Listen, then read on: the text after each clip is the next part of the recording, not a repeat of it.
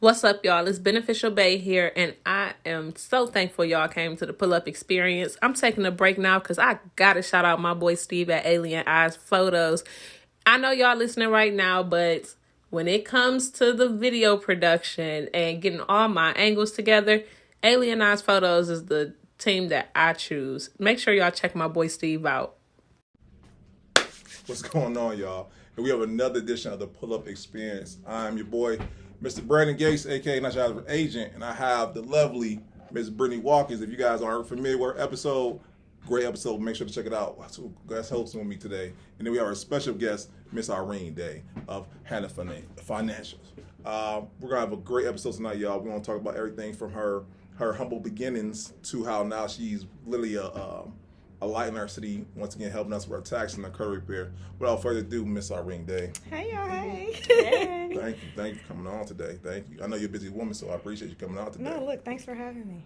And I want y'all to know this is full circle for me, y'all. So I was telling her off camera about how 3 years ago during the pandemic, I was getting into the whole podcast space, just listen to different podcasts. And I remember listening to her to the Black Wealth Renaissance podcast.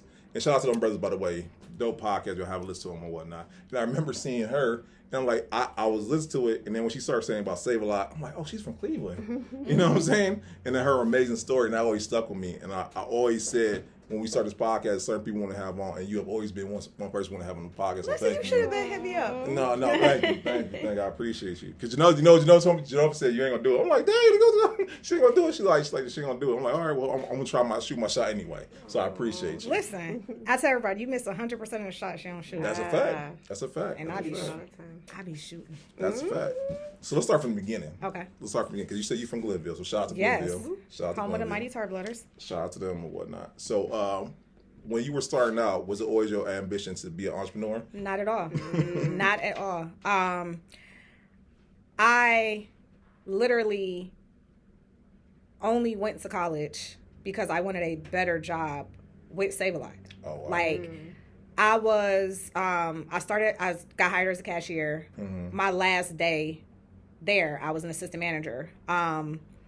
But in my management role, I was always putting out personal fires. Mm. Like, any store I worked at, I was always the right-hand man because I'm good with the money and I'm good with the people.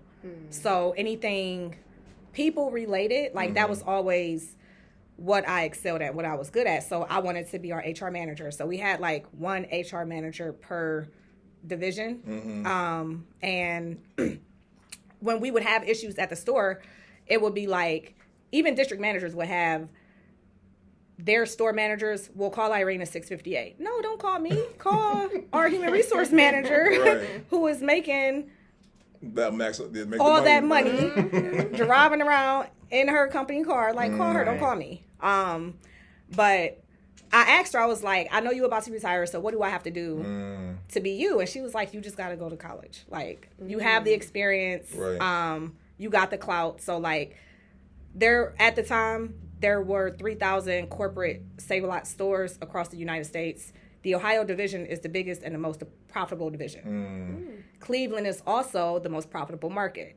Oh, wow. So being a manager in any of the high-volume stores in Cleveland, we were looked at like the golden kids. Yeah. Like, oh, y'all be in here getting it done. So I knew once the position opened up, it would be mine. I just honestly didn't think that the human resource manager that we had, she ended up getting fired 2 days after I graduated with my bachelor's. What are you talking about? And I'm gonna laugh. That's crazy. It was the craziest, like, is this really happening? Yeah. This is really happening. Like, it was the weirdest experience. And it was wild because even before my division knew that they had posted for her job, I had a plug at corporate.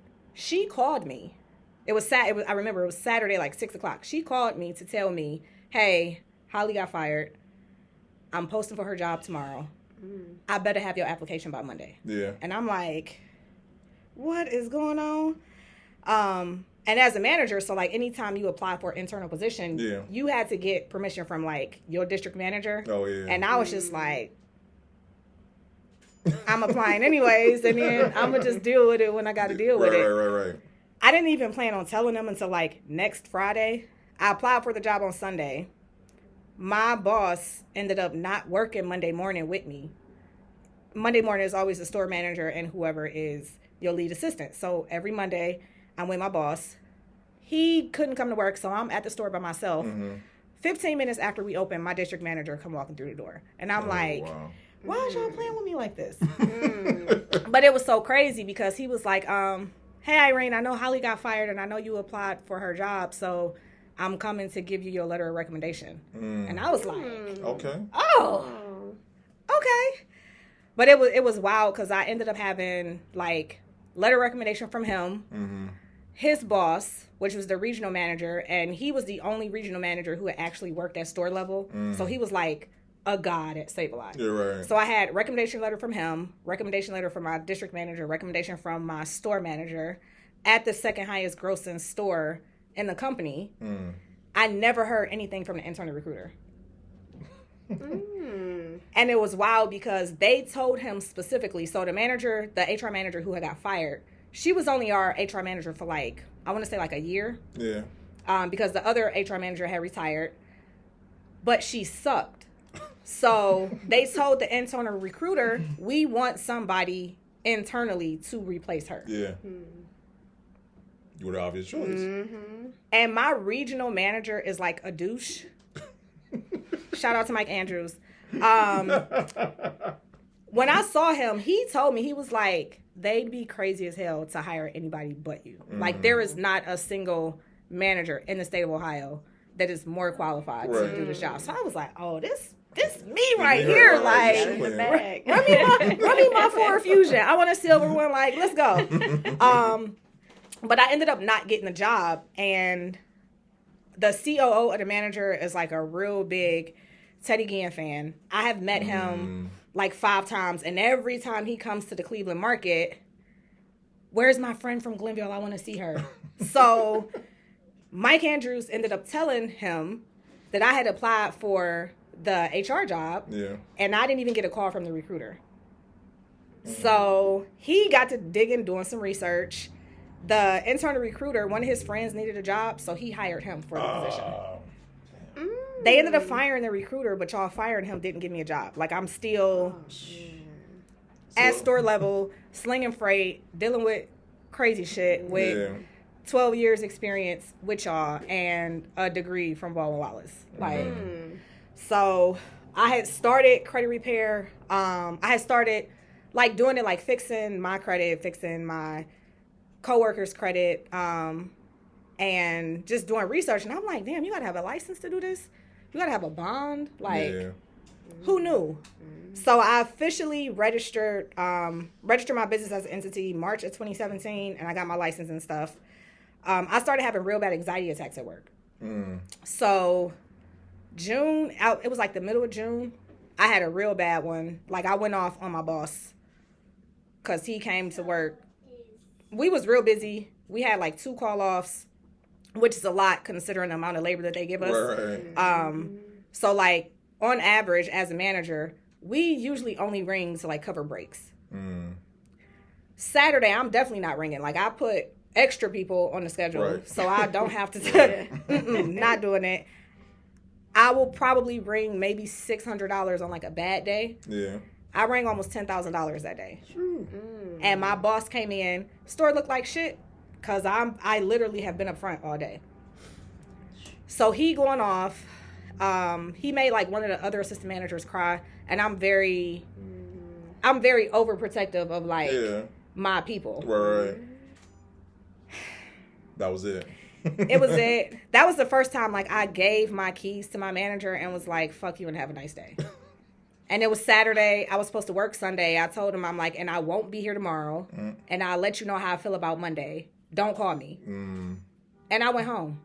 And I didn't even feel bad. Like, you ever did something crazy and was like, ooh, maybe I shouldn't do that? No, I went home. I made me a drink. I took me a nap. Like, I ordered me some food. Like, I think I went and got some chicken from Open Pit. I was over it. And then when I did come back to work on Monday, I came with my resignation. Gave it to my store manager. He forwarded it to my district manager. And he's like, what did you do to her? He didn't do anything.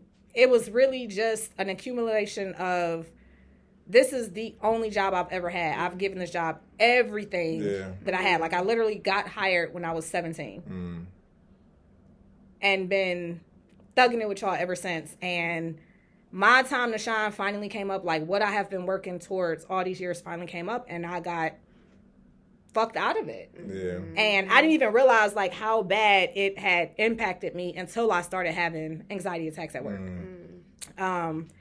But I told my DM, I'm like, I just want to be able to work until my 13th year anniversary, which was July 7th. And that was my last day. Wow. And it's that first year entrepreneurship was definitely not for the faint of heart. I was about to ask you, so did the panic anxiety, they stop after you quit? Or did it just transfer? Okay. Yep.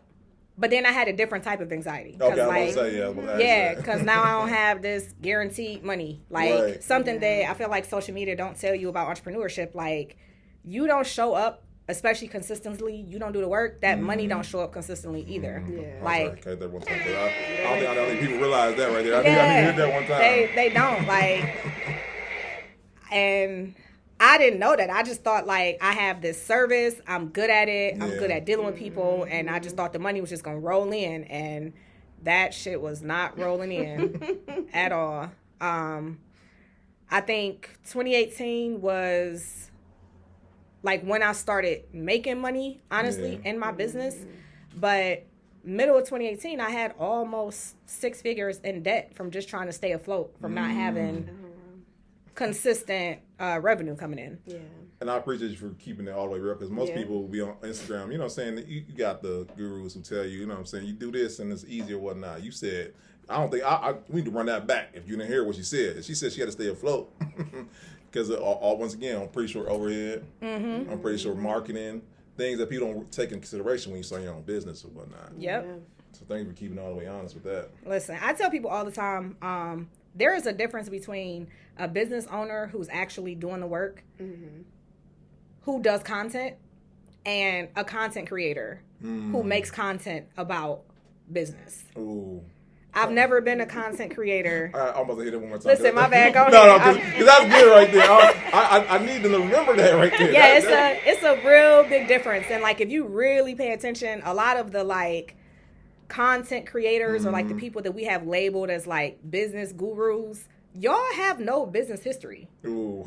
Like, you had an admin position somewhere, and then COVID happened. We was all at home, bored as shit, and you start making videos and was like, oh, this is getting some traction, so let me keep doing it.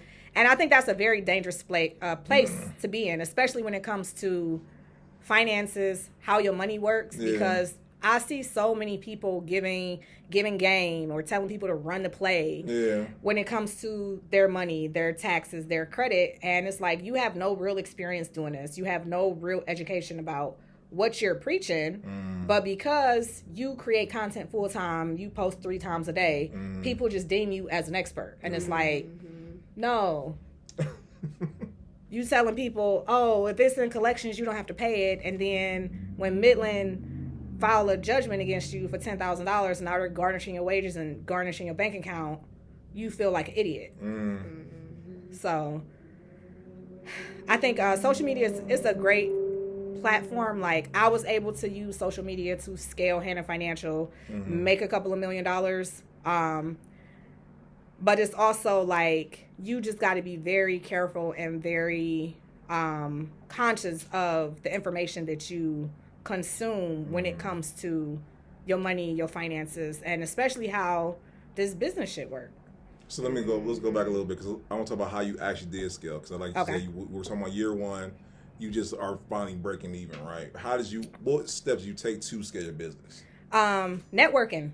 Like, social media is a very powerful tool to get in front of people that normally you wouldn't see. Yeah. But I feel like having the internet, it has almost made people lazy. Like, oh, I just want to sit on social media and scroll and click and DM people. That wasn't me.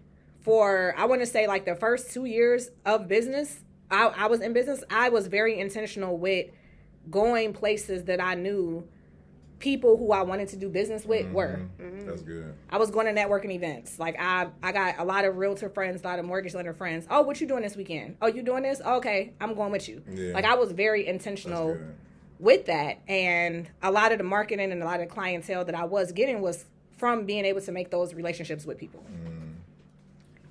No, I'm about to say, because I know one of the things that we pride ourselves on here at the Pull-Up Experience, that we have network events for that very same reason. And whether you're introvert, extrovert, or whatever, just come out to one. Because once again, you don't know who you're going to meet.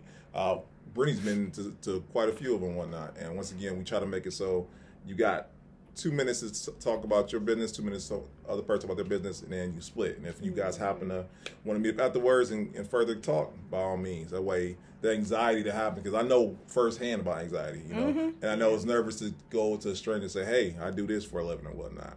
Because you feel like that whole imposter syndrome might seep in or whatnot, or you just feel like you're not adequate enough. But you got to get out of that. Like you said, you got to network. You got to. And you really got to be intentional with wanting to make genuine connections. I think something, and I didn't even know this would even be a thing until I really started running it up in business and I started being more visible, especially in the city. Like, I think I've got almost 30,000 followers on Instagram now. Yeah. Less than 5% of our clientele with Hannah Financial are local. Get out of here. Yeah. But I enjoy eating alone. I enjoy, no, I do. I enjoy eating alone because I like people watching. Like, it is one of my favorite pastimes. And when I eat alone, I don't got to talk to nobody. Like, there's no conversation. It's just me, my food. Chilling. Me looking at y'all being crazy. Like, scrolling on Instagram a little bit. It's a very peaceful experience for me. And something that I wasn't expecting to happen is I don't want to say, not even really last year, because last year I just wasn't outside at all, honestly. But like the year before that, I hated coming out the house. And I've never been the person who didn't like coming out the house. Like, I enjoy being out. I enjoy interacting with people. I enjoy not looking at my walls of my house when I need to. Because I get cabin fever, and then that's a whole nother story for a whole nother day. But I started getting anxiety coming outside because I would come outside and people, they have no sense of like boundaries. Oh, yeah. So there have been several times where I've been out eating, drinking, Crown Apple and cranberry, peach crown and lemonade if they got it.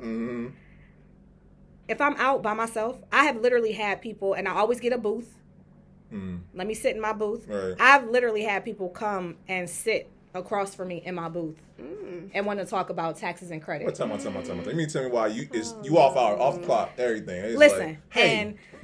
and it'd be so crazy because it's like I'm very I feel like I'm very approachable. Yeah. But like, stop playing the fuck out of crazy with me. That's what I really be wanting to tell them, and I just be like, this is not okay. Yeah. So it put me in a very bad space mentally with even wanting to get out the house and do something that I enjoy, which is eating by myself. Right. Like, not having to interact with people when I don't want to interact with them. Because constantly networking, constantly talking to people, it is very draining. Like, energy is very transferable and very contagious. No, that's real. And even though a lot of the people that I have the opportunity to be around and communicate with have good energy, there are also a lot of people who don't have good energy. No, so I be needing that time to like reset, reground myself. And now my energy is disturbed because you think it's okay to come up to a complete stranger and invade my personal space. So I experienced that a lot. But I also am in a space where I have a lot of people that really rock with me and really care about me. Like, even Friday when I was out, I'm out drinking with my friends. It'll be, I think it was like, I know them from like Instagram, but like, I haven't had the opportunity to interact with you in real life, right? Yeah. Don't come up to me and talk to me about credit. And my friends, don't play about me. Like, they'll be looking like, hey, we not doing work right now. We chilling. I was gonna ask you how do you navigate that? Yeah, like I don't even have to tell people like this not the right place or the right time, because my friends are they're always conscious of what's going on around us, so they know. And then they know I'm also super friendly. Like, if you come up to me and talk to me, I'm going to talk to you too. Right. So they're like, nah, this not what we're doing. She drinking Crown Apple and Cranberry, though, if you want to, like, give us some shots. So that has helped with me not being uncomfortable. That's good. Coming back out the house to just do whatever it is that I want to do. So I got a question. Okay. So how do you navigate when... Obviously, you got the credit bureau, you got the tax business. We'll get into that in a minute. But how you navigate when clients are trying to reach you past a certain hour today? You know, you have your set hours, but you got those who still emailing you, still texting you, still calling you. How do you navigate that? If you ask anybody who is on payroll at Hannon Financial, they will tell you I am the queen of systems, processes, and boundaries. So, type yourself, by the way. Yeah, system, processes, boundaries. Aside from networking, system, processes, and boundaries has been extremely important in being able to scale, being able to give customer service at a high level, being able to see your numbers. It's a lot of business owners that make money, but they couldn't even tell you how much money they're making, what their profit margins are looking like.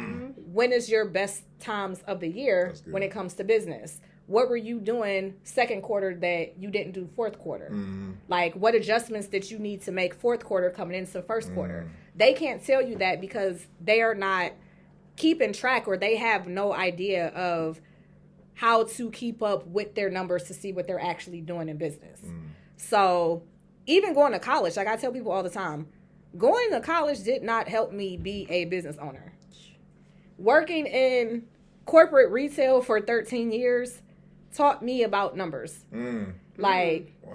Taught me about a profit and loss. Taught me about EBIT. Like, talk to me about payroll. That's how I learned the numbers part of being able to run a business, was like with the real hands-on experience that I had dealing with people. I did that for 13 years. Like, that's dope. You said those skills didn't go to waste. That's how. Yeah, not at all. Not at all. I think, you know what? I learned how to use Excel in college. Yeah, I think. But that's the only thing you can learn. That's high school and college. Yeah. That's about it. Girl, I wish we would have learned that at Glenville. And I'm a proud tar blooder, but nah. But yeah, definitely systems and processes. So like, if somebody call us or email us, we don't see that before. I mean, we don't see that after. Yeah, at a certain point. Okay. Yeah. And our systems are set up like, if you do call us, you get an automated text back that says, hey, you've reached us outside of business hours. Please call us during, like, Monday through Saturdays, 10 a.m. to 6. You can't get mad at that because, once again, you're going to reply. Not like you didn't reply to them. You know what's crazy, though? People hate boundaries. Like, oh, they hate them. Literally, any complaint that I've ever had was, what you mean I can't call you right now? What you mean I got to talk to one of your team members and not you? They want to talk to you. Yeah, like, you can't go to Walmart and be like, I want to talk to Sam Walton. Right. Yeah, like, no. No. Right. I want to talk to Mr. Walmart. Where's Mr. Walmart? Yeah, and that's it's extremely important for me because I have to set boundaries, because when you are in a position to give, people have no boundary on how much they will take. Ooh. They will continue to take and take and take and take and take. I almost hit that wrong way. Like, so you have to be the person to set that boundary. Like, this is when I am available to be taken from. This is who I'm available to be taken from by. Like, you have to be very consistent and very aware of that, because it will drive you crazy. And even during the process of scaling, I feel like I would have been able to scale higher and faster if I would have been putting boundaries in place sooner. That's good. No, that's good. And I think a lot of entrepreneurs who are watching need to take that into consideration, because I know for me, I gotta get better in my system, because I'll take text messages way after hours. Just, replying back thing is nothing, but once again, I'm setting myself up for failure. Because that person think, oh, he did it the one time, he do the next time. I'm gonna keep doing it. I'm gonna keep doing it. And I know for my piece, like you said, and keep it for our piece of entrepreneurs to be able to settle boundaries, because if not, People, like I said, people want to take. And you know what's crazy? It's been times where like a client will reach out to me, and it's a Saturday, and I'll let them know, hey, we are open Monday through Friday. These are the hours. Mm-hmm. Somebody from my team will be able to assist you when we open back up. Mm. And they'll tell me like, oh, well, you messaging me now. You can't. No. No. Oh, no. Like, yo, you doing no? I was gonna yeah, no. And you get 2 times. So, like, once we have that interaction and I tell you this is how you can communicate with us, and then you overstep that boundary again, I'm going to just block you. Mm. You know what? You schooling me today. You got to. Like, I'm telling you, because if you do not set those boundaries... Yeah. People are not going, they don't care. Don't care, you're right. And I don't know what it is, and I have this conversation with a lot of my friends who are entrepreneurs and who have businesses. I don't know if y'all do it to the white people businesses, but it is a real big thing with black businesses that people feel entitled to not respect your boundaries. Yeah. People feel, oh, you got a business, well, I want to work with you directly. I stopped being personally available to do consultations in 2018, the end of 2018. Mm-hmm. Like, I've had somebody on payroll, paying payroll taxes, paying payroll system expenses to talk to people. Mm-hmm. And every now and then I get some, oh, well, I can't call. No, you, right. Nope.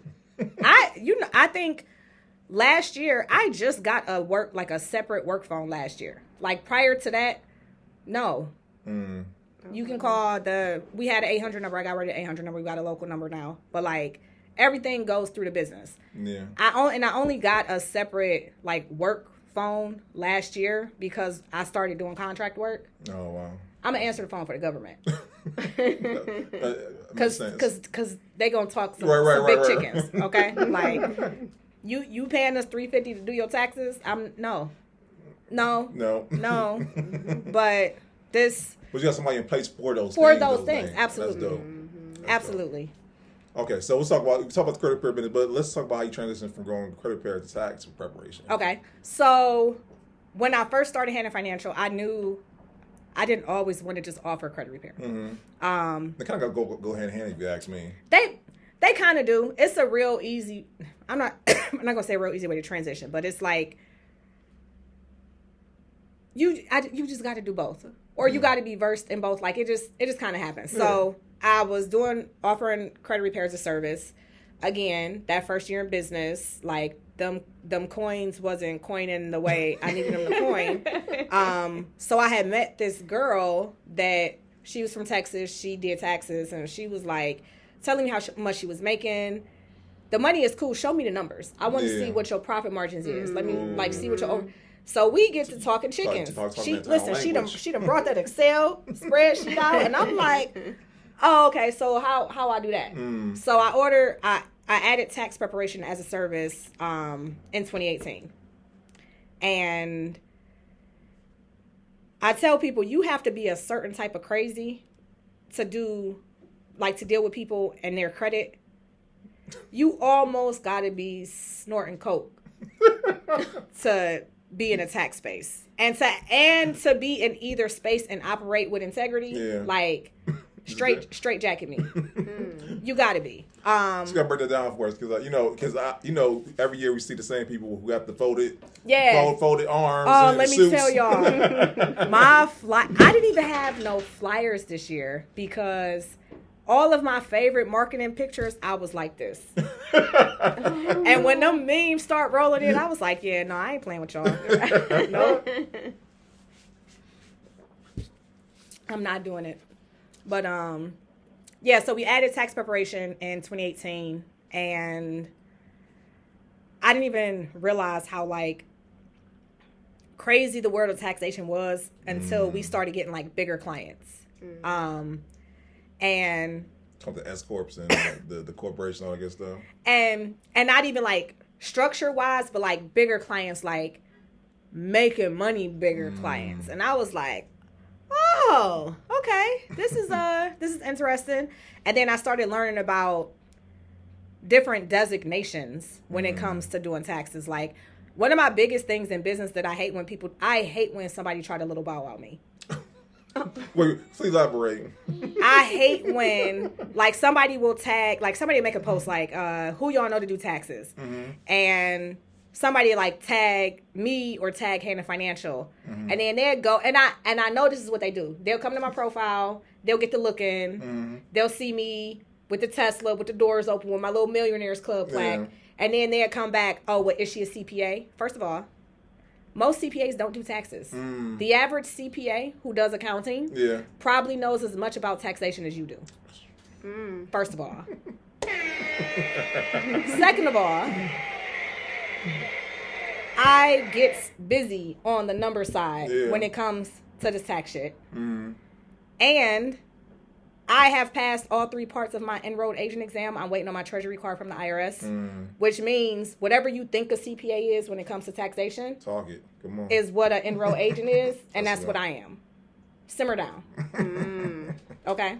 That's what's up. And not to be funny, a lot of people that like think they need a CPA or think they need an enrolled agent or think they need a tax attorney, you don't even have the type of tax situations going on that any of these people would even look at. Like they probably see online like I need all those things. And it's no, like what are you doing? You on W-2 and you just didn't withhold what you were supposed to withhold. You don't have no assets. Like you have nothing we can depreciate, nothing we can expense out. Like that's funny. I don't mean to laugh, but I mean I feel it. Because Genova did my taxes this year. Thank you, by the way, Genova. Yes. She got me the Mac. She's one of my students, by the way. Yes, listen, absolutely. it's part of the game. Told you, she definitely did. I'm like, God damn. I'm like, okay, all right. Yeah. All right. You know what I'm saying? She makes sure I got the maximum legal. Yes. Refund this year. So shout out to that, man. Yeah, because I push, like any class that I teach, I always tell my students I under promise and over deliver. And one of the things that I really, really, really push with them is integrity. Like these people that pop up, oh, I'm doing taxes this year. I'm doing nails and hair next month. I'm doing like all this other stuff. They're not going to be versed in being able to problem solve or really know what they're doing. And I think we live in a society where everybody want to DIY everything. And that's cool. Like there are very few things I can DIY. Right. Like I can't do hair. I just started learning how to do my own makeup for real. Can't do my nails. Definitely not touching my toes. Like, not doing that. But like in the tax space, a lot of people, they want to DIY, right? Yeah. Or they'll go to somebody who have DIY experience that's a tax professional. They fuck y'all up, and now you have to come to somebody who actually knows what they're doing. Right. So I really push to like my students, even though you don't have 500 tax returns experience-wise under your belt, always operate with integrity. That's going to cut down the issues that the clients that you do have will have when it comes to dealing with the IRS. And I think in this space, especially in the tax and credit space, because when I tell y'all I be seeing some shit, the integrity is so low. Yeah. It's so low. But that's just. Well, I want to say that with Genova. She literally gave me she. So tell me why I've had other people do taxes for me, and they tell me about how I can use my property tax as a write off for I didn't know that. I have been going to people for years. Yeah. So and you know what's crazy? I don't care what, like if you red or if you blue or whatever you got going on. This is why voting is very important. So something we don't hear people talk about. Typically, you can itemize or deduct your property taxes, your mortgage expenses on your personal residence, right? I never knew that. That's crazy. So those are considered above the line deductions, okay? So what that means is we have the standard deduction, right? So, you know, everybody want to be head of household. Do you have any qualifying dependents? Oh, no, I just live by myself, but it's my house. You're not head of household. You have no dependents. You're single, right? So the standard deduction basically determines how much of your income is not taxable. So say if I'm single, the standard deduction is $12,000. I made $100K that year. $100K, take away $12K, what's that? 88? So I'm only paying federal income taxes on $88,000 of my income. Okay? So that's what the standard deduction is. Now, if I had a personal residence, I got property taxes, I got mortgage interest, say that's another $5,000, right? Yeah. I used to be able to take the standard deduction and take the deduction for the property taxes and my mortgage interest. After 2020, like 2021, tax year 2021, tax year 2022, I can no longer take that standard deduction and the deduction for my property taxes and mortgage interest because of the Trump tax bill, the Tax Cuts and Job Act. Okay. So if I don't have other itemized deductions, that's what the property tax and the mortgage interest was. If I don't have other itemized deductions that exceed that $12,000, can't use it. I have to take whichever deduction is more, which would be the standard deduction. Okay. Somebody doing your taxes on TurboTax cannot explain that to you. I'm ashamed to say Not even that's a what was deluxe the case. package. Yeah. And I'm ashamed to say that, you know. And Genova know that. Like, Yeah. And I tell them, like, it's better to have too much information when it comes to your client's tax situation than not enough. Yeah. That's good. So. And how do you keep up with all the tax law? Like you said, with every new president presiding, there's going to be a different tax law. How do you keep up with all that? Continuing education. Okay. Yep, continuing education. Professional organizations, very important. Because they're always sending out updates and emails, stuff like that. As a tax professional, you can actually register for, it's like a mailing list with the IRS. I still have not gotten comfortable getting emails from the IRS. Are you worried? Yeah, I still haven't gotten comfortable doing it, but they send out emails all the time about different tax law updates, stuff like that. Networking. A lot of what we see when it comes to tax legislation is tax law, right? And it's usually in legalese. It's not in layman's term. No, never. So networking is important because I have people who, I got tax attorneys. Hey, what? Break this down for me. Like, what? Make this make sense. That's dope. And then because I know how to talk to people, I know how to break this down to make it make sense. Now I can come back to my students or my clients like, yo, this is what we got going on. This is how you maneuver X, Y, and Z. Or this is what I'm going to need from y'all next season. Yeah, that's good. Okay. That's good. Okay. Now, question. Has the credit repair and tax preparation, all that, has that always been a passion for you? No. Okay. Nope. No. Okay. Because I know some people's businesses that can be the case, but in yours, and you know what though, not to be funny, who was I talking to? Like 2 days ago, I was doing a rant about business stuff. A lot of times we fail in business because we have passion projects. And more times, more times than not, our passion projects is not something that other people are passionate about or something that other people want to spend money doing. Like, I don't want to pay you for these candles, this little that cost 4 times the cost as the candles at Target. And then you don't even like juice it or like brand it in a way that make me want it. Yeah. So no, I've never. They get mad at you because you're not supporting their business though. Yeah, big mad. So I want to say, the credit repair service was. I started being interested in the credit repair space because my credit was fucked up. Like, it was. My grandfather, he died a couple of years before I ended up quitting Save a Lot. And my credit scores were in the 400s. I think my highest score was a 412. He left me some money. What's the first thing we do when we get some bread? Oh, you blow up.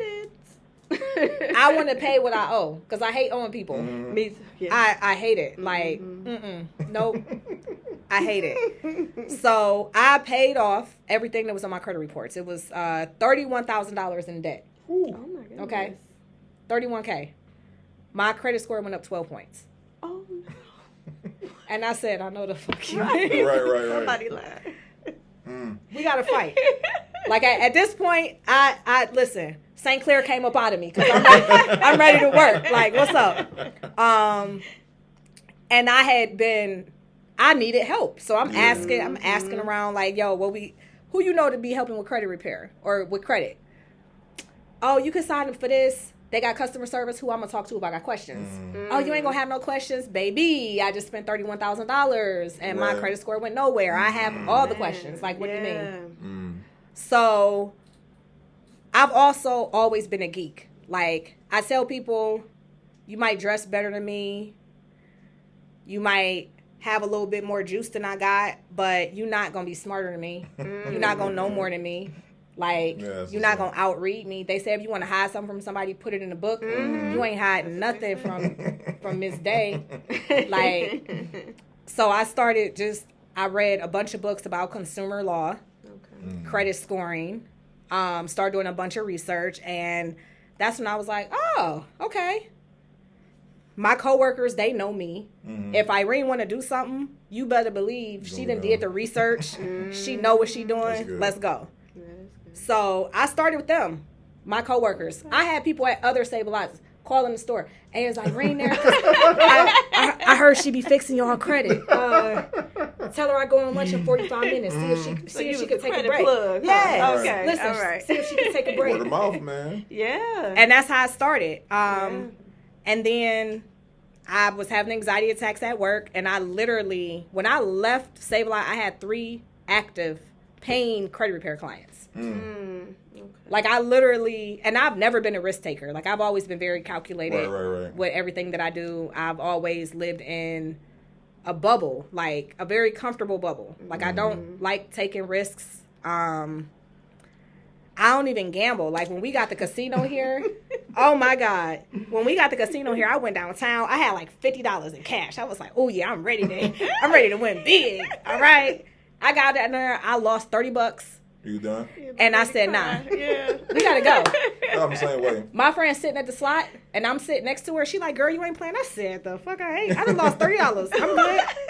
I'm good. We want to get something to eat after here? Because I got a hot 20. Listen, no, I'm with you. And I could see where that money went.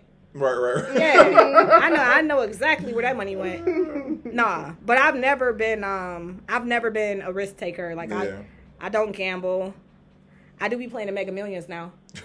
Okay. I play once a week. $3, yeah. So I do that, but I've never been a risk taker. So when I say I literally just jumped off the cliff and was like, I was confident in myself. I'm willing to do the work. Right. I'm always going to do the work. You bet in yourself. And eventually, doing the work is going to pay off for me. That's good. I wish it would have paid off a little sooner, but that's part of my journey, and that is something that I have to remind myself every day. Like, social media made you think that you was going to quit, and then you was going to pop off, and you was going to be on the Millionaires Club and everything within 3 months. And no, it took me 3 years in business to see 7 figures.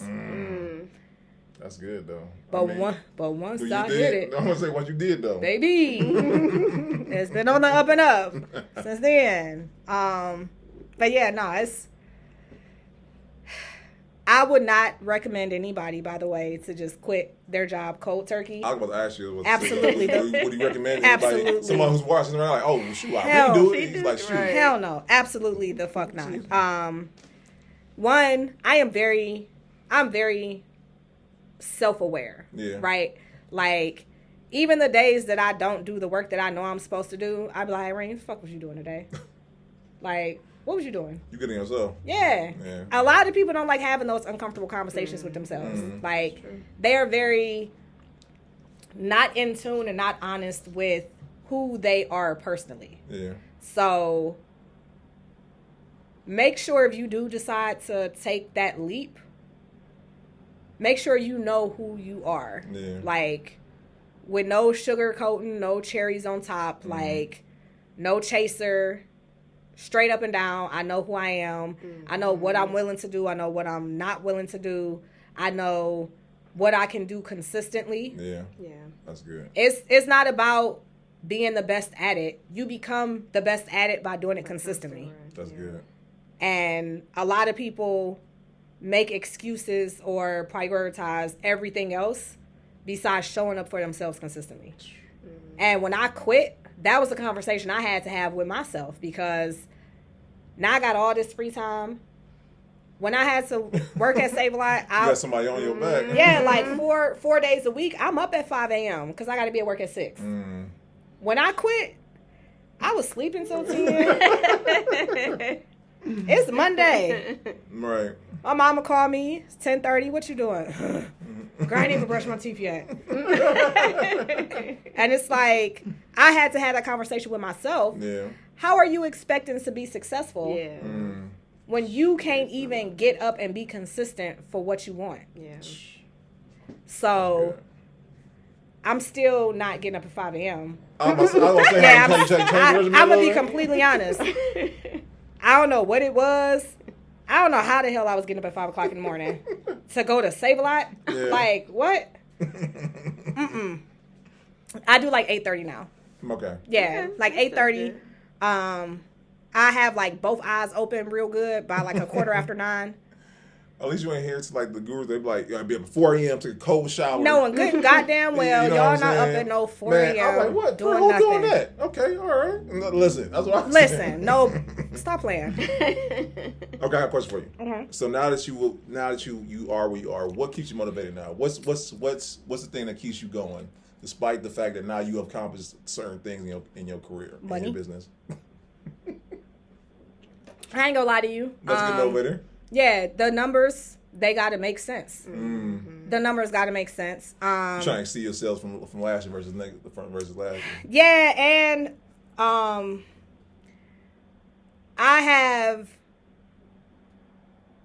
I know that if it is something that I am serious about doing, I can run that shit up. I know that about myself. Yeah. Like, if I decided today I wanted to go and sell flowers at True Value across the street, I'm going to sell the fuck out of them flowers. Right. So now I'm in a space where having my time back is extremely important to me. Like, I have been a full-time entrepreneur since July 7th, 2017. You know the exact date, too. Exact, because it was my 13th year anniversary. Yeah. I have not been able to just take a week off work.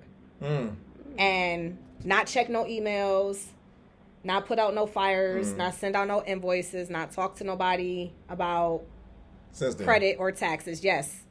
And I need that. So that's my goal now. My goal now is to be able to do the type of business where I cannot go to the office and not be bothered with nobody for a week. And our shit's, like, my ship's still sailing the way it needs to be. Yeah. So that's why, like, we stopped offering personal credit repair as a service November of last year. Okay. But I also won my first contract last year, November. Okay. And so that's what I'm doing now. Like, really getting into contracting, really honing in on what I want to do, the type of services I want to offer, and who I want to serve. Now, I'm about to say that I was going to have to take to my next question. We have talked about the past, talk about the present. I'm going to ask you what the future will hold for you. I want Hannah Financial to be a full-service accounting firm for small businesses. That's good. And I want to teach financial literacy. Nice. I'm about to say you do a great job now. I do. Yeah, like them. That's cool. I got a workshop on the 14th. Was that next Tuesday? Yeah. At Hawken. Okay, that's what's up. That's what's up. Yep, I'll be teaching the high schoolers. I think it's 30 of them about budgeting. Nice. And it pays well. Oh, listen, I was about to say, you know, say you won't do nothing. Yeah, I don't do nothing. Nope.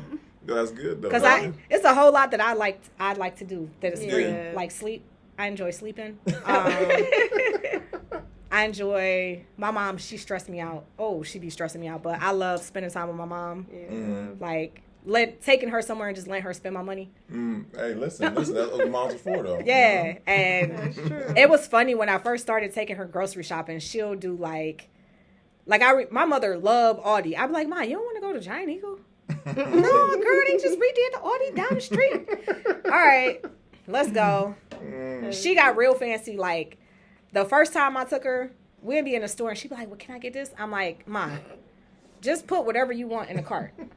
We at Aldi, bro. Like, it's right. How expensive? Yeah, like get? it's Yeah. And this was before eggs was like $6. Right. Like eggs was still 89 cents. Like, oh yeah. Okay. Like, oh yeah. girl, put Life is good though. Yeah, right. Put that shit in the cart. Stop playing with me. So it went from her like constantly asking me like, can I get this? Can I get that? To we done got to the damn checkout. She got a cart full of shit. I got a cart full of shit. But this ain't my stuff. I just got like these grapes at the top of the cart. The rest of this stuff my mama's. And she ain't asked me about nothing. That's funny. All she asked, Irene, can you help me put this in the cart? Bruh, I'm paying for it and I gotta help you. Yeah, got a bag Man, what? all And I gotta pack it. Oh yeah. Listen. Oh, yeah. And she like, you worked at Save-A-Lot. We ain't pack at Save-A-Lot. Right.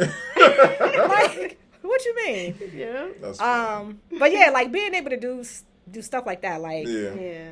my mom don't pay no real bills. Like, your rent, I pay your rent. Your phone bill, I pay your phone bill. Your utilities, I pay them.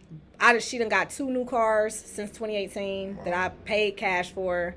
I pay your car insurance. Like, that's what keep me motivated. Like, being able to do that for my parents. That's awesome. The house that my dad lived in, like, I bought his house from his landlord. Like, wow. Okay.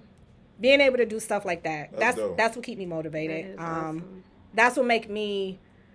So I guess you're the favorite kid then. I am. Okay. You know what's crazy? Me and my brother have like this. He really my mom's favorite. And like, sometimes me and my mom would get into it, and I'd be like, I ain't your favorite no way, so I don't even know why we having this conversation. And then she'd feel bad, like, Irene, you is my favorite. You don't be doing crazy stuff, so I don't gotta love you the way that I love your brother, because you know he crazy. Like, Need that extra kid. Hey, man, listen, hey, us boys is our mom's favorites, you know. Yeah. Listen, she won't admit it, but I know it. I know I mean, it. it's cool. Yeah, I know it. Okay, so I'm about to get to our several questions here at the Pull-Up Experience, right? Okay. The reason why we started this podcast is because we love our city. Right. But unfortunately, our city has an unfortunate stigma of not being able to collaborate with each other. Okay. And let me ask you this: in your experience, has that been something you've seen? And if so, what do you think we can do to change that stigma? Locally?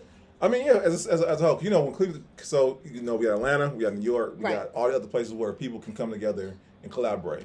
Cleveland. So here's the thing about that. I don't think, like we always see people like collaboration over competition, right? Right. I don't think what people understand about us as a market and like Atlanta as a market is that like there's like 10 times more amount of people in Atlanta than it is here. Right. So it's like the people that we do see collaborating, they're all like, I feel like Cleveland is very cliquey. It is.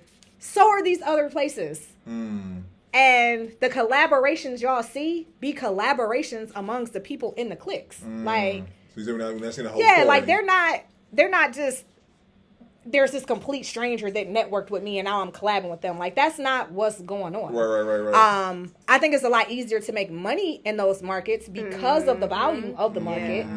Like, that's a real thing. Yeah. And I feel like that's something that we can change, but something that we don't talk about. Cleveland is the poorest, largest city in the United States. That's a fact. Like, That makes a lot. you can't expect a city to spend money or break bread that they ain't got. Come on. I'm gonna say this is episode 108. I've heard that question. I've heard 108 answers. That's the first time I heard that one. Yeah. That makes sense though. And I used to take it real personal. Like earlier, I told y'all less than 5. I have a 3,000 square foot office in almost downtown Cleveland. Yeah. We got free parking, y'all. Almost downtown Cleveland, right? We don't have local clients. Like, literally less than 5% of our clientele is local. That's wild. And that's why I be excited as hell when our local clients do pull up.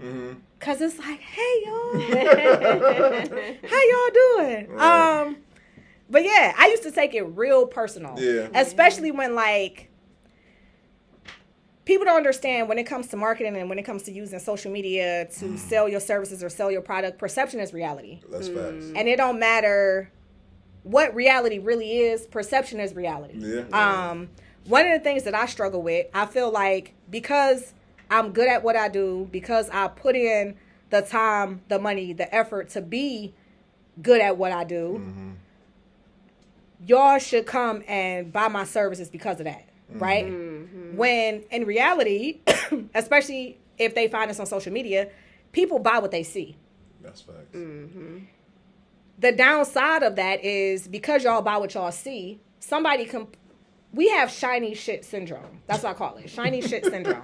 It's real bad. People will see somebody with the rented car or whatever the hell, and that's what they're going to buy. But their product is shit. Yeah. Right. You ain't got no license, no bond, no education, no experience doing whatever it is you're selling, and now you done got scammed, right? I got too many times. Yeah. So then people come over here to me and they like, oh, well, I heard that you know, da-da-da. Yes, but I also have boundaries because I am actually doing the work. Right. You know what I'm saying? Right. So it's like, I can't do the work and sit on Instagram and be answering fucking DMs at 5 o'clock in the morning because you thought it was a good idea to message me at 4:30 when you left the club. Right. Like, this not that. So I struggle with that severely. So every now and then I sort of kind of like, I'll post some shit and flex, like when I got my Tesla. Yeah, I seen the dough, by the way. That week, I got my Tesla the second week of February in 2021. We did an additional $30,000 in credit repair signups that week. And I got that car on Tuesday. Wow. Shoo. When I posted that damn Tesla. That's wild. And not even because like we're amazing at what we do, but because people have shiny shit syndrome. Yep, they seen that. It's like, you know they what? saw the Tesla and was like, "Oh, let me go buy whatever it is that she's selling." That's wild. So I struggle with that because I don't want y'all to buy my shiny shit. Like, I want y'all to buy the quality of it. The quality. Like, I want y'all to buy us because we're licensed, bonded, and BBB accredited. Yeah. We got an A+ rating with the Better Business Bureau. Like, because I got almost 300 5-star reviews on Google. Yeah. Like, that's why I want people to buy my services. And it's something that I have to consistently remind myself that, like, yeah, Irene, you doing what you're supposed to do in business, but you also have to accept the fact that people have shiny shit syndrome. So you're either going to use that to your advantage, or you're going to keep complaining about you not running it up the way you want to because you not showing the shiny shit. Yeah. So it's kind of conflicted with that. Yeah. Yeah, I feel you. I feel you. So I'm gonna rent me a Tesla next week. That's Listen, why I'm gonna sell some more houses. You know what's crazy? I remember somebody asked me, like, did you rent your Tesla? I'm like, with them fat ass Hannah financial plates and that like Hannah financial decal on my No, right. Like with the custom chrome delete job. Hey, you never know. People be out like there. You said, they go by what they see. So see me tell next week. Shout out to Irene, you know what I'm saying? Listen, you can come get Big Betty. That's what's up. Okay, so another thing I like to ask everybody, legacy, right? Because once again, if nothing else, what one man said, he said, life's so risky, no one gets out of it alive, right? We don't. So the real thing is that after you leave this place, what a legacy that you want to leave behind as an individual, but then leave a legacy behind for Hannah Financial? Honestly, I want to be able to sell Hannah Financial before the end of my road. I don't know if entrepreneurs think about that, like make their business enough credible or have enough where it's profitable. People look at it like, I need to buy that business. Yeah. No, I want to sell Hannah Financial. I'm 36. I want to be retired by the time I'm 40. So that's what I'm working on now. I live very well below my means. I think that's extremely important. Occasionally I have shiny shit syndrome also. Right. Yeah. As we all do. Yeah. So I don't make a whole lot of big crazy ass purchases, even though I could. Every once in a while though, right? Yeah, and then every once in a while, like, somebody will try a little bow wow me. I don't like that shit. That's how I ended up with that damn Tesla. Like, I literally went to the Tesla store to get a used Model X. I had $60,000 in cash. I'm like, I just want to buy it, cash it out. Because the motors, and the battery is good for 500,000 miles. Ooh, I know So that. I'm like, shit, I could buy one with 100K on it and I'm still good. Right, still good on it, yeah. I get up to the store, and mind you, I pulled up to the store in a 2019 Mercedes GLE 400, okay? Mm-hmm. It's February. You be dressing up in February in No. Cleveland? Chalky Absolutely Not not. at all. I had Not at all. on a Hannah Financial hoodie, some leggings, and some Uggs. I tried to And I felt like a baller because I had just bought a new pair of Uggs last week. I'm out here. I go to the store, to the Tesla store, and I told the girl what I wanted. And she kept asking me, like, what was my budget? And I'm like, just show me what you got. Like, this not that. So then I ain't like what they had on the lot, and I didn't want to wait. So, like, usually you have to order your Tesla online, and then they produce it, and then they ship it to the store. I wasn't trying to do all that. Like, I'm a very impulsive buyer, so, like, if I go and I want to spend this $60,000 today, Right. I might not want to spend this shit tomorrow, so I want to spend it today. Right, spend it right now. I want to spend it right now. I know that about myself. You're right. Okay? So I kept asking her, I'm like, why do you keep asking me what my budget is? Like, I literally just came up here to get what I want to get. Right. So I asked her, I was like, do y'all have any here with the white interior? Because listen, I need that shit with that black, okay? So I'm like, do y'all have any with the white interior? And she's like, oh, well, the only one that we have is the performance one that's on the showroom floor, but that one is really expensive. All right, bitch, show it to me. So we go inside, and as soon as I saw it, I was like, That's it. that's the one. I need it. So, and it was like this dude, it was like him and his grandkid. They was like in the car. I was like, and tell them to get out my car, because that's my car. So I asked her, I was like, how long will it take for y'all to clean it up so I can come get it? And she was like, oh, well, the approval process usually takes a while. Girl, all of my FICO auto scores are over 800, and I got $60,000 to put down. What was it, their mouth drop when she seen all that? Stop playing with me. So she was like, oh, well, we'll call you when the application comes back. All right. So I do the application, and I drive home. I didn't even make it all the way home yet. So the Tesla store is 12 minutes from my house. I had not even gotten on my street yet. They call you And here come Tesla. Irene, we've never had someone get approved so fast. I know. So what time am I coming back up here to get my shit? Talk it. Dang. And it's crazy. When I went up there the first time, they opened at 10 o'clock. I used to hate when people would come to Save a Lot. Like, we open at 8. We open at 8 and you outside at 7:50. Man, like, stop playing with me. Sometimes they there before you get there. What? Listen, when we were open at 8, everybody in the meat department smoked. Like, I don't know what it is. About meat. Everybody that cut meat be smoking them damn Newports.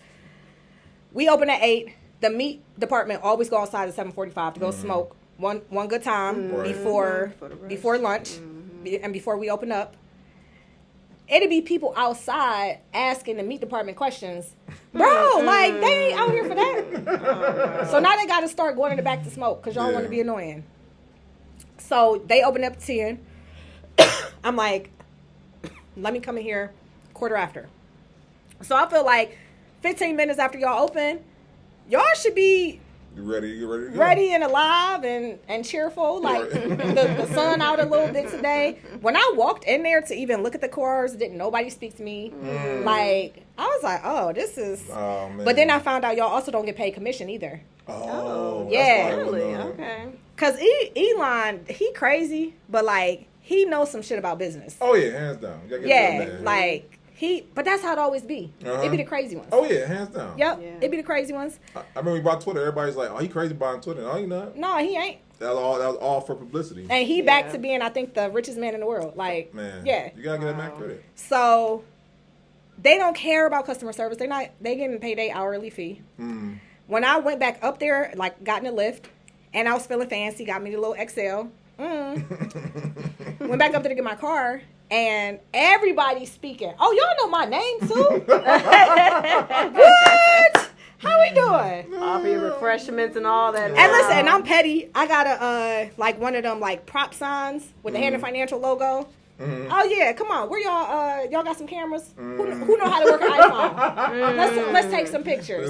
Yeah. I know that's right. Oh, shoot. So yeah, don't try Lil Bow Wow me. No.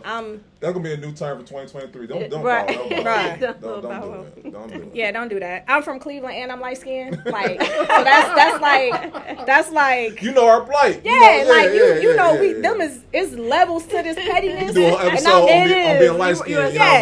It's levels. Especially the female. Like, stop playing with me. Pettiness. Okay?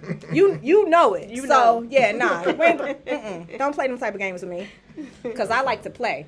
No, I like to play. You play to win, huh? No, I respect Every it. time. I respect it, though. Yeah. Okay, and then I got my last question. This is the most important question because Okay. I like to think that any good interview, like for your interview, I remember from a Black Wealth Renaissance, it was a dope interview that I actually got things from. Okay. So, what are 3 things you want someone to get for your interview tonight? Because you said you dropped some bombs left and right. You know what I'm saying? 3 things. Don't ever let somebody make you feel bad about the boundaries that you set for yourself. Come on, that's good right there. Don't let the internet make you feel like you not doing enough. Yeah.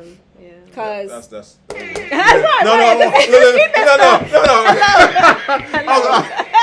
Yeah, don't let the internet make you feel like you're not doing enough.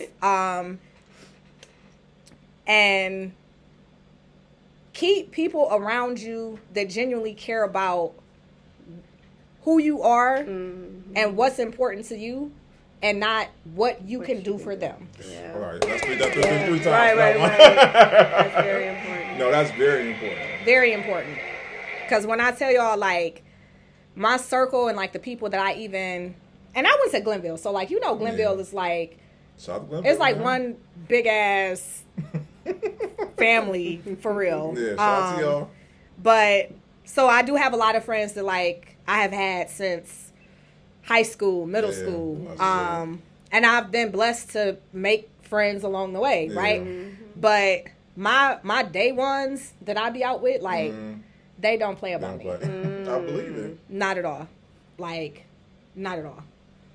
And then I got a couple of like my mom, my dad, especially my brother. Like, no games. No, Yeah. I feel it. No games. I believe it. Like I said, when I was like, I'm about to hit with Irene. She was like, man, listen, she spoke so highly of you and whatnot. Because, like, you know what I'm saying? Like, you know, people will see it. So like I said, we see the persona online, but the actual person different and whatnot. Yeah. But everyone I know who knows you speaks very highly of you. Yeah, it's because they know, like, I'm very... Like, when I fuck with you, right? Yeah. But I'm also... I don't play about my business. Yeah. Like, I don't play about my business. I don't play about my boundaries. And I think on the internet, people consistently try my business and consistently try my boundaries. So then it's like, now I'm the bad guy because this is what it is. Yeah. And I'm not straying from that. Yeah. But, yeah, No, listen. I'm glad to have met you because once again I got a chance to. Because like I said, this was work from y'all. Like I said, I used to listen to the podcast and I'm like, man, and like you hear these people from Atlanta, you hear people from New York. But I'm like, man, she's from Cleveland. I'm from Cleveland, She's from Cleveland, and like you know, what I'm saying, And I she like know her stuff. Yeah, not like Mayfield Heights, like Right, Cleveland. 44108 me, baby. Like, and that's dope. You know what I'm saying? And then you know what I'm saying, and then see the transition because I used to work for John Eagle and whatnot, and just hear your story. I'm like, oh, it inspired me. You know what I'm saying? Because So- listen, it's funny because like I get so excited. Even now, I've been removed from Save a Lot 6 years, 5 years, 6 years.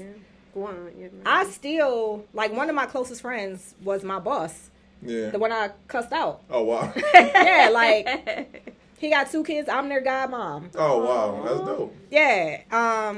I was able to build lifelong relationships there. So like That's good. when I see people that be like, I ain't come to work to make friends, I don't know what that's like because one, this is the only job I ever had. Right. And I literally was in the trenches with these motherfuckers. Like I remember when I worked at the Clark store, one of the fucking security guards was having a shootout with somebody. Whoa. Like, I done had to grab my girls, pull them in the office. Dang. We on the floor under the desk. Like, dang, I mean, I say stabilizers are not in the most prestigious area or whatnot. Listen, and it's crazy because people be so scared about the east side of Cleveland. You ain't seen shit till you went on the west side.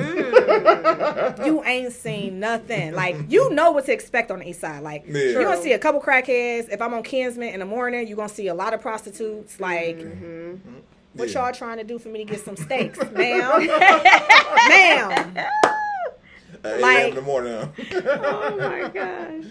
I ain't even had my coffee yet. Like, like you know what to expect. Yeah. On the west side... Baby, like I remember, it's crazy when that Ariel Castro shit happened. Oh yeah. That motherfucker used to drive that school bus. Are you serious? To Save-A-Lot. And used to get into it with the managers and the security guard. Are you serious? Because he would park it in front of the store. Wow. What are you doing? And then when they ended up finding the girls, that shit happened 2 blocks over from the car store. Wow. Like if you watch the, they did the Lifetime movie on it. Yeah, I seen that. Yeah. The opening scenes is at the fucking Save-A-Lot. Wow. Yeah, I didn't know that. At the in the parking lot. See? Oh wow. Listen, that's crazy. Crazy shit. Hey, but yeah, with the west side, it's a totally different type of. Hey, anybody who live on the east side, like they rarely go on the west side. you gotta go be intentional to go on the west side. You have to be very intentional, right?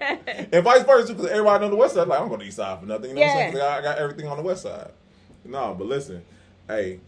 I appreciate you coming out today. So part 2 at Hannah Financial. Man, pull up on me. Oh, listen.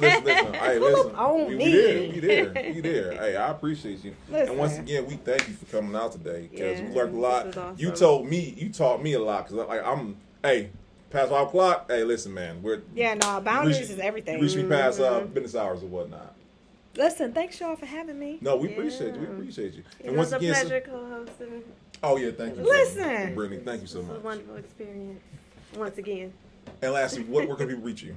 Y'all can find me on Instagram at Irene Day. Perfect. And my profile is verified, so don't be. I seen it. Congratulations, by the way. Don't be DMing people or like people been DMing people from fake profiles and getting money from them and shit. That's crazy. And I'm like, Mr. Publicist, sir, this is what I need you to work on because this shit is ridiculous. HannahFinancial.com for all of our services.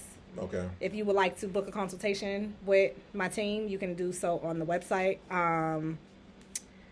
And IreneDay.com for financial literacy workshops, speaking engagements, fireside chats, podcast interviews, all that great stuff. So, by the way, guys, we'll have that in the show notes, so you don't go search for it. So, if you guys want to book it for any of those things, you can click the links today. This is episode 108, guys, so I appreciate you once again. Oh, I'm sorry. I got bills to play. Guys, March 12th, like I was saying earlier, networking event. We work across the street at the Ford Bistro. Like we said, it's just for not introverts. It's for introverts and extroverts, but it's a great experience because you have 2 minutes to talk about your business, 2 minutes to talk about your business, and then if you guys choose to want to talk afterwards, by all means. But if it's not skin off your nose, no anxiety because you have to see that person again, unless you want to, right? It's a great time, guys. I think we have about maybe 10 tickets left, so please sign up before then, okay? Episode 108, guys. Listen, this has been a great one. Until next time, all right, y'all? Bye, y'all. Peace.